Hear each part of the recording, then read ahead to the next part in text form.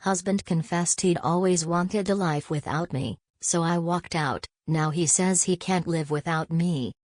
I didn't see it coming. I had known that things between Tom and I hadn't been perfect lately. Our marriage, once so full of laughter and love, had slowly shifted into something distant, something that felt foreign to both of us. We were two strangers sharing the same house, exchanging only polite pleasantries, or sometimes, nothing at all. The arguments had gotten more frequent, the silences longer, and the affection, almost non-existent. But I always thought that this phase was temporary. That we'd get past it. We had to, didn't we? I never expected the confession. It was a Friday night, one of those rare occasions when we didn't have any work obligations or family gatherings. The kids were at a sleepover, and for the first time in weeks, it felt like we were alone, just the two of us. It should have been a time for us to reconnect, but instead, it felt like a ticking clock. We were sitting at the kitchen table, the soft glow of the pendant light overhead casting a warm hue over the room. I was flipping through some old photo albums, thinking about how the memories we had once shared seemed so distant now. Tom had been quiet, his gaze drifting to the window, lost in his own thoughts. "Is everything okay?" I asked, not looking up from the photo album, but feeling the weight of his silence. He took a deep breath. "No, Emily," he said, his voice flat. "Everything is not okay." I froze. The tone of his voice was different. He wasn't angry, but he wasn't himself either. "What do you mean?" He exhaled sharply, standing up and pacing the kitchen. I watched him, my heart beginning to beat faster, unsure of what was about to come. His face was tight, his hands restless, as if he was holding something back. "I've been thinking about it for a while now. About us. About this life we've built." He turned to face me, his eyes heavy with something I couldn't quite place. "And I've come to a conclusion." "Tom." My voice barely registered through the knot in my throat. "What are you talking about?" He ran a hand through his hair, shaking his head as though trying to find the right words. "I don't think I want this anymore, Emily. I don't think I want you anymore." I couldn't breathe.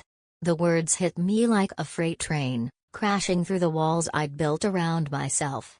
I stood up, my knees weak. "What did you just say?"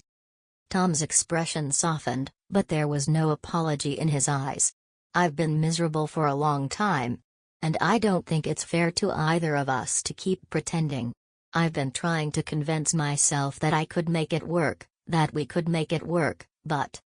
He trailed off, but I didn't need him to finish the sentence. The silence between us was deafening. I took a step back, my mind racing. "You're saying you want a divorce?" Tom sighed, running a hand down his face. "I don't know. I just know I've been thinking about a life without you, and it doesn't feel as bad as I thought it would. I think it might be better for both of us." I felt the room spin. The man I had shared my life with, the father of my children, the one person I thought I could always count on, he was telling me that he had been planning a future without me. That he no longer wanted me. The air in the room grew thick, and I could feel my chest tightening, the tears threatening to spill. But I wouldn't let them. Not now. Not for him. "So, what are you saying, Tom?" My voice was quieter now, almost a whisper. "Are you saying you want to leave me?" He didn't answer immediately. Instead, he dropped his gaze to the floor, his expression a mixture of guilt and resolve. "I don't want to leave you, not exactly. I just want us to be free. We've both been miserable for so long. I've been miserable, and I think you have too." His words were like knives, each one cutting deeper than the last. "So, what do we do now? You just get to walk away from our marriage because you've decided you're done?" Tom's gaze flicked up to meet mine. There was a flicker of regret, but it was too late. "I don't know. Maybe this is just what we need. Maybe it's time to let go." I felt like the ground was slipping out from under me. "You've been thinking about this for how long, Tom?" I choked, the anger and sadness overwhelming me. A while, he said, his voice barely above a whisper. I didn't want to hurt you. I didn't know how to say it. Did you even think about how I would feel? Or was this just something you decided for yourself? I was shaking now, unable to control the tears that were finally streaming down my face. You've been planning this behind my back? He looked guilty, but there was something in his eyes that made me doubt whether he was truly sorry or just relieved to have gotten it off his chest. I never meant to hurt you. But I didn't know how to fix things. I didn't know how to go back to the way we were. I wiped my tears away furiously, trying to gather myself. I can't believe this. I can't believe you're telling me this now, after all this time. After everything we've been through, you just want out? I never thought it would come to this, he said, his voice strained. But I think we both need to move on. Maybe we've just grown apart too much. And with those words, everything I had known for the last 12 years of my life, the love, the trust, the promises, came crumbling down. I took a deep breath, my heart hammering in my chest. I'm done, Tom. If you think this is the best thing for you, then I'm not going to stop you. I'm not going to beg you to stay. The look on his face was one of shock, but there was something else too, something I couldn't quite place. What? What are you saying? I'm saying goodbye, I said, my voice steady even though everything inside of me felt like it was shattering. I'm walking out. You wanted a life without me? Well, now you'll have it. I turned and walked toward the door, the sound of my own footsteps pounding in my ears. I didn't look back. I couldn't. Not when everything I thought I knew about us was so completely shattered. The days that followed were a blur. I moved out of the house, staying with a friend temporarily while I figured out my next steps. I didn't want to be around Tom, didn't want to hear his voice, didn't want to feel the pain of his betrayal any longer. The kids were confused, but I knew I couldn't explain it to them just yet. They deserved a sense of stability, even if I didn't have any myself. But then, 2 weeks later, I received a message from Tom. Emily, please. We need to talk. I made a mistake. I can't do this without you. I didn't respond immediately. I couldn't. The words felt like a cruel joke. The man who had told me he wanted to live a life without me was now begging for me to come back. It didn't make sense. But he kept calling. Day after day. And every time my phone buzzed, my heart would skip a beat. He was relentless. Finally, I agreed to meet him. I had to see for myself whether his words were sincere or just the last desperate cries of a man who didn't want to be Al. We met at a cafe on a rainy afternoon. Tom was waiting at a corner table when I walked in. His face looked gaunt, his eyes sunken, as if the weight of everything had finally caught up to him. When he saw me, he stood up, almost knocking over his coffee cup in his haste. Emily, please. I don't know what I was thinking. I was stupid. I was selfish. But I can't live without you. I stared at him, my heart a mixture of anger and something else, something I didn't want to acknowledge. You can't live without me? Is that what this is now? After everything, you think I'm just going to come back because you suddenly realized you need me? Emily, I know I don't deserve another chance. But I can't live with the way things ended. I love you. I always have, and I always will. I shook my head, the tears starting to well up again. You loved me so much that you planned a life without me? You've been wanting out for so long, Tom. How am I supposed to believe you now? Because I see it now, he whispered, his voice trembling. I see how wrong I was. I've been an idiot. You were everything to me, Emily. And I can't imagine my life without you. I wanted to yell at him, to tell him how much he had hurt me, how much he had broken me. But instead, I just sat there, trying to hold myself together.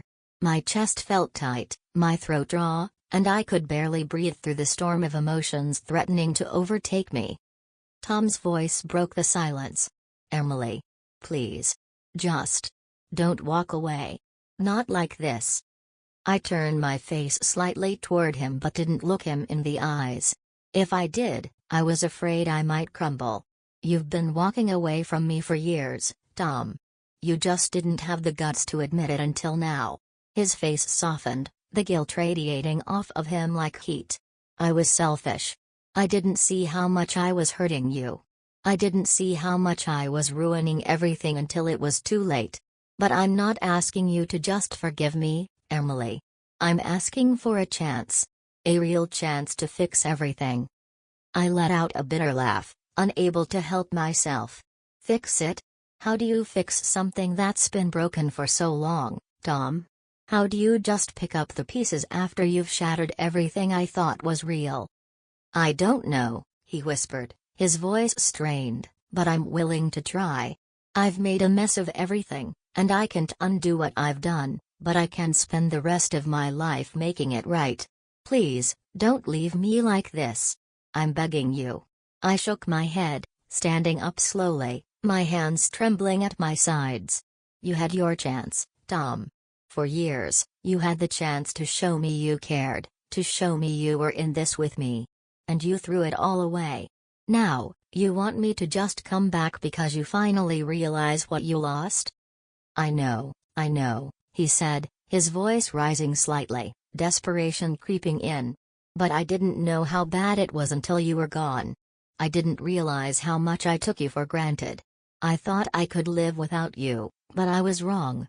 So wrong. My heart twisted painfully, and I stepped away from the table, walking toward the window to avoid his gaze. The rain had started falling heavily outside, tapping against the glass like a sad rhythm that matched my mood. Do you even know what this feels like, Tom? I asked quietly, my voice trembling now. Do you understand how it feels to have the person you love tell you they don't want you anymore? To hear them say they've been thinking about a life without you, and that it's not as bad as you thought. I didn't mean it like that, he said, his voice cracking. I didn't mean to hurt you, Emily. I never wanted to hurt you. I've been living in this guilt, and it's eating me alive. I'm not asking for forgiveness right now. I just want a chance to show you that I can be the man you need me to be. The man I should have been. I closed my eyes, trying to hold back the tears. The tears that had been building up for so long, tears I had been too proud to shed in front of him. But I couldn't hold them back anymore. Do you even remember what it was like when we were happy, Tom? I asked, my voice thick with emotion. Do you remember how we used to laugh together, how you'd hold me close at night and tell me everything would be okay? Do you even care about that anymore? I do, he said, his voice desperate. I do care. I'm so sorry, Emily. I don't expect you to forgive me right now. But I need you to know I'm sorry. I love you, and I'll do anything, to make things right. I stood there, staring out the window, the weight of his words crashing over me. I didn't know what to say. Part of me wanted to believe him, wanted to feel the warmth of his love again, to feel safe in his arms. But another part of me, the stronger part, knew that I couldn't keep living like this. I couldn't keep letting him hurt me, only to have him beg for me back when he realized he was losing me. You can't just fix this, Tom, I whispered, shaking my head slowly. You can't just walk back in and act like nothing happened. You can't just expect me to forgive you because you suddenly realized you made a mistake. It doesn't work like that. I know, he said softly, his voice barely above a whisper. I know it doesn't. But I'll spend the rest of my life proving that I can be the man you need. That I can be the husband you deserve. I turned toward him, my eyes locked on his as the tears finally spilled over. How? How can you prove that to me? After everything? He stepped closer, his hands reaching out toward me, but I took a step back, my heart pounding in my chest. I don't know, he said, his voice raw. But I'll do whatever it takes, Emily. I'll go to therapy. I'll change my job. I'll be a better father. I'll be everything I wasn't. But please, don't walk away from me. I can't do this without you. I felt the walls I'd built around myself starting to crack, the love I thought I'd buried rising to the surface again. But it wasn't enough. It wasn't enough to undo the hurt, the betrayal, the years of silence. "I don't know if I can do this, Tom," I whispered, wiping my eyes. "I don't know if I can trust you again." Tom's face crumpled in agony, and he reached for me again, but this time, I didn't pull away. I let him take my hands, his fingers trembling around mine. "Please," he pleaded, his voice breaking. "I'll spend every day proving it to you. I'll show you that I'm not the man I was. Please, Emily. Don't leave me." I stood there, holding his hands in mine, and for the first time in a long time, I let myself feel the weight of everything, every moment, every fight, every tear that had been shed. I wasn't sure where this path would lead. I wasn't sure if I could trust him again, if I could open my heart to him after everything he had said. But I wasn't ready to give up. "Not why, I don't know, Tom," I said, my voice trembling. "I don't know if I can go back to the way things were. But I'll give you a chance. One chance. And you have to prove to me, every single day, that you're worth it. That we're worth it." His face softened, a tear slipping down his cheek. "I'll do anything, Emily. Anything to make it right." And as I stood there, holding his hands, I realized that maybe, just maybe, there was still a chance for us. But it would take time. Time to rebuild. Time to heal. And most importantly, time to forgive. If I could ever find it in my heart to do so.